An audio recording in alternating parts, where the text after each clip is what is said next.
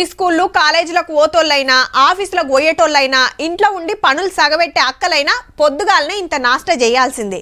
ఇక కొందరు ఇడ్లీ గుమ్మితే కొందరు దోశలు కాయిచేస్తారు, ఇంకా కొందరు పూరీలు వడలు ఇట్లా ఎవ్వరికి నచ్చిన టిఫిన్ వాళ్ళు చేస్తారు. పలానా కాడైతే నాష్ట బాగుంటుందని హోటళ్ళని దేవులాడుకుంటూ పోయి ఆడనే తినేటోళ్ళు సుత బొచ్చడు మంది ఉంటారు. గీ బువ్వ తినేయాల నాష్ట ముచ్చట ఎందుకు అంటారా? చూడుర్రిగా. అగరు నాస్టా గురించి చెప్పి స్వీట్ హౌస్ చూపిస్తారేంది అని పరిశాన్ కాకుర్రి. ఓ పర్ మంచిగా చూడుర్రి. ఇటు అన్న పూరీలు చేసుడు అటు కాల్చుడు. హైదరాబాద్ పాత బస్తీ చార్మినార్ ఏరియాలో మస్తు ఫేమస్ ఈ పూరీలు. నిన్ని ఆల్టి సంది కాదు, 125 ఏండ్ల నడవబట్టి ఈ బంగుళాలనే 100 ఏళ్లకు మీద అవుతుందంటే చూడుర్రిగా. ఈ కాకొల్ల తాత ముత్తాతల నుంచి నడిపిస్తుర్రు స్వీట్ షాపు.